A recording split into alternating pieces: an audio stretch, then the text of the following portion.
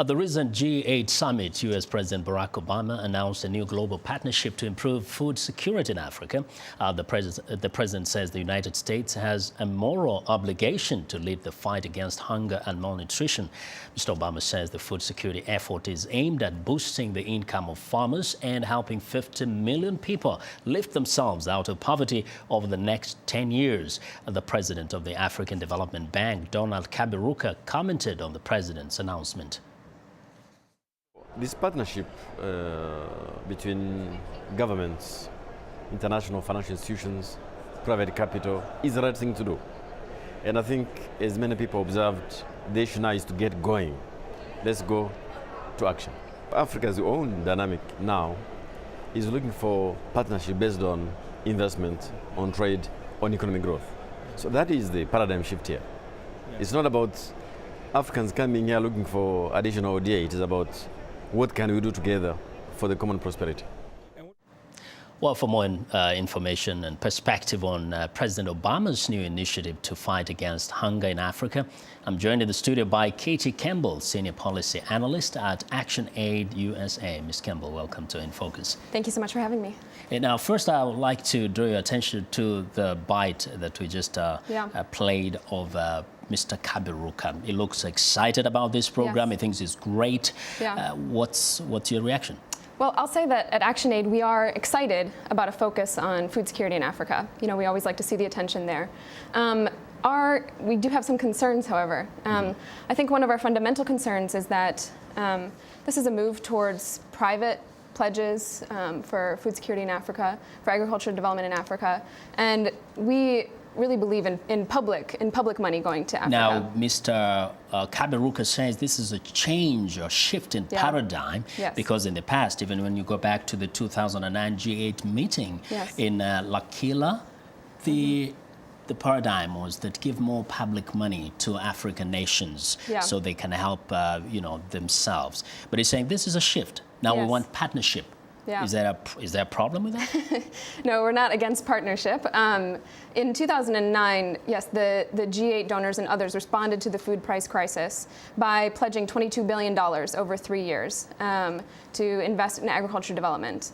We thought that was excellent. And at this weekend, the accountability report came out, and we saw that those pledges have been almost 100% committed. So it wasn't just pretty words.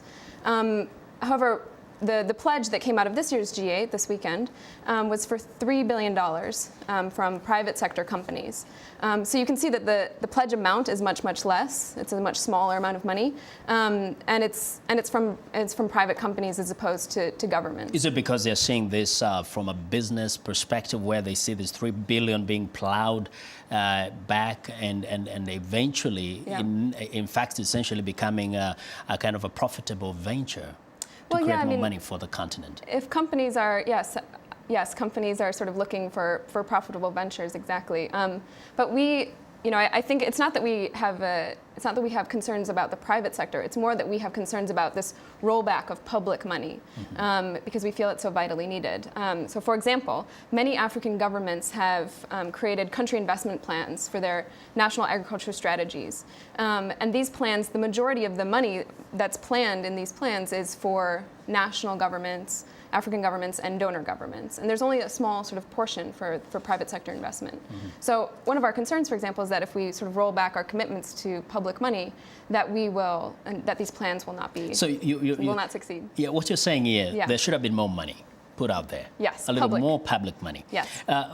Something else that other people get concerned about is that actually most of Africa is fed by the small-scale farmers. Yes. It's not large-scale plantations. Right. But taking business is targeting mostly big plantation farming, for example, partnership with big companies. Yeah. How does the small-scale farmer factor in this program?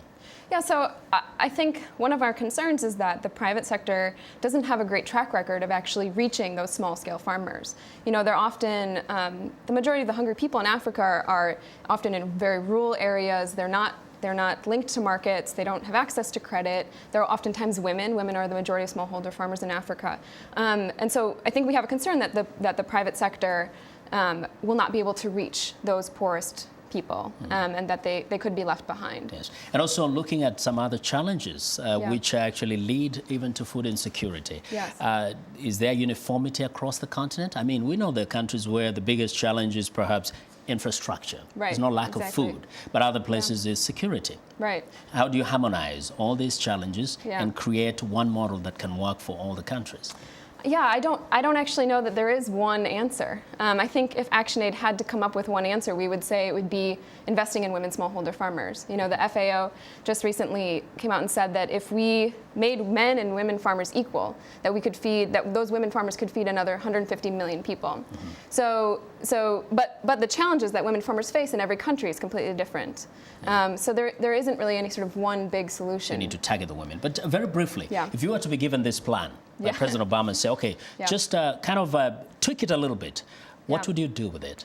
We would add a public sector pledge. We would add a continued pledge and a big pledge. I mean, the country investment plans that I mentioned, they're 50% underfunded. There's almost a $30 billion gap. So we need much, much more money than $3 billion from the private sector. Like how much? Well, we need about $27 billion more dollars. Yeah. Let's hope somebody will come up with that kind of money. Yes, exactly. Thank you. Know? Well, Ms. Campbell, we do appreciate very much your insights into this particular conversation. Well, Katie Campbell is a senior policy analyst at ActionAid USA. Thank you very much for joining us today.